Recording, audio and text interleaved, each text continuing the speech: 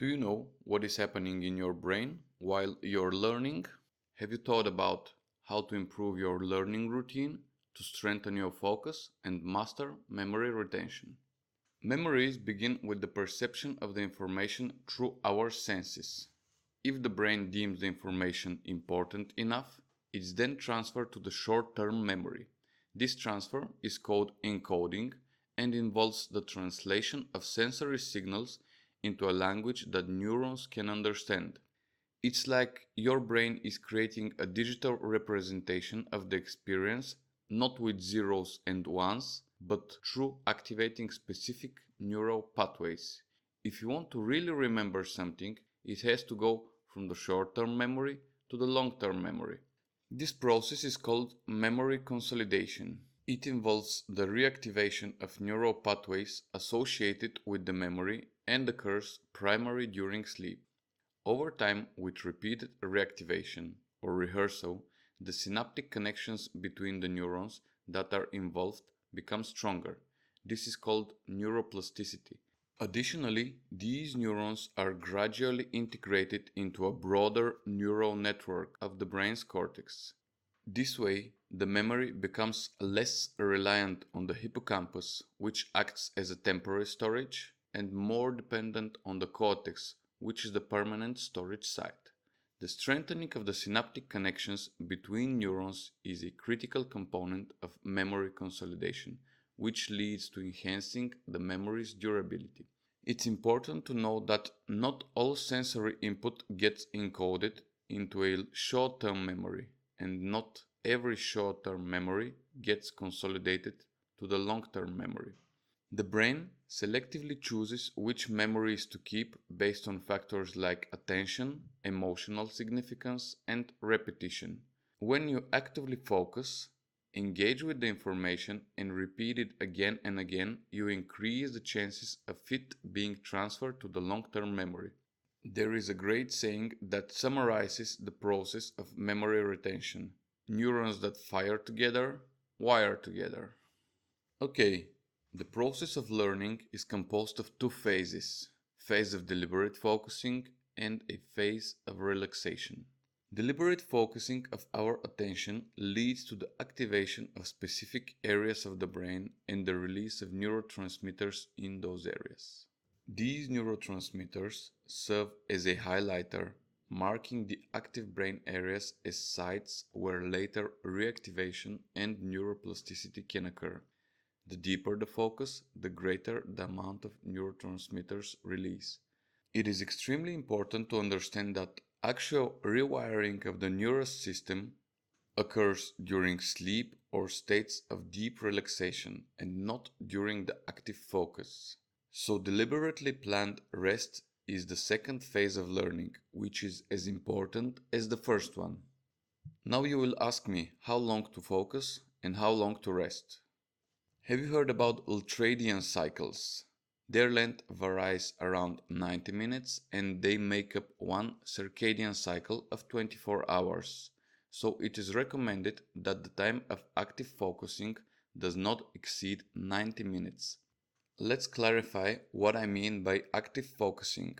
According to the cognitive load theory, short-term memory has limited capacity, or simply said, it can only process so much information in a certain moment. This is the so-called cognitive load. It is made up of intrinsic and extraneous load. Intrinsic load is the complexity of the task at hand, like the understanding of the symptoms of some disease you're learning about, is the good load. Extraneous load is the load not related to the intrinsic complexity of the task. For example, this can be the poor presentation of the lesson which makes it even more complex, or the barking of a dog outside of the building. It's the bad load. As I mentioned, short-term memory has a limited capacity. Your goal is to decrease the extraneous load, so you leave more cognitive capacity for the intrinsic load. So, the environment in which you study should be as least distracting as possible, without spontaneous and overwhelming stimuli that can grasp your attention. I know you don't want to hear this, but your phone should be with deactivated notifications. Other important aspect is how focused you are. You can think of it as the amount of attention you are giving to the learning process at a given time. It's one thing to maintain intense focus on the topic at hand. It's entirely different matter to find yourself daydreaming about the seaside while you're in the midst of learning. Do not think that for 90 minutes your focus will be constantly on the textbook and will not deviate even for a second. Think of it as a game of bouncing away the spontaneous thoughts that come to your mind about whether you fed your guinea pig. The idea is that when you realize that your attention has drifted away from the textbook, you purposefully bring it back. The more you do this, the better you will become. Do not think that this will be easy.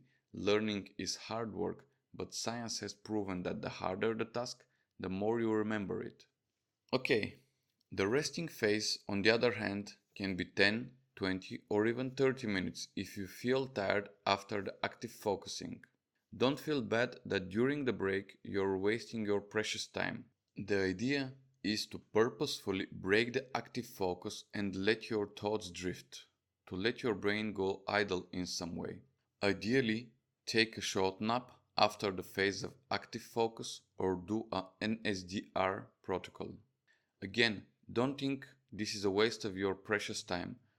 When the brain is at deep rest, the same neural circuits that were used during the focusing are activated. This is the time we give the brain a chance to rewire itself. Both phases of learning are equally important, and perfecting the balance between them will give you the edge you want. When we're talking about learning, we can't leave aside the importance of sleep.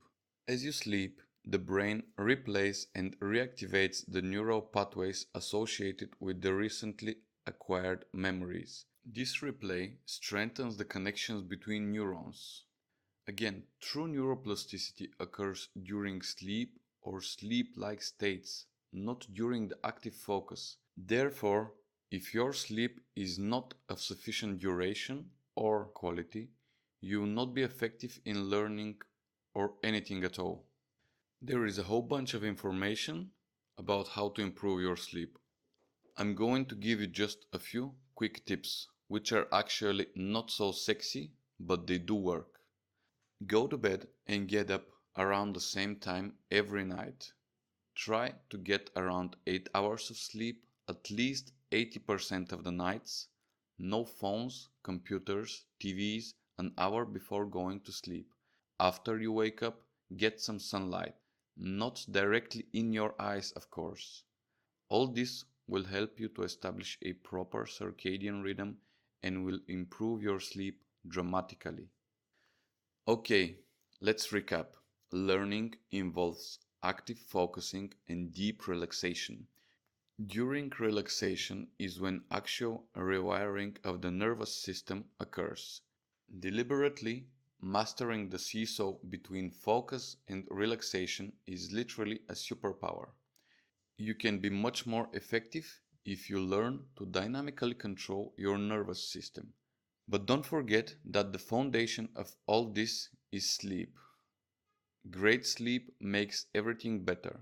This topic needs additional videos because we have so much more to talk about, like spaced repetition, intervaled practice, testing effect, and this is just the beginning, so stay tuned.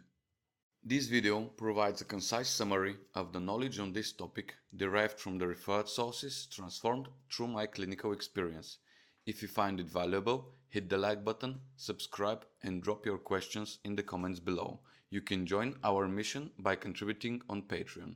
Only together we can revolutionize dental education.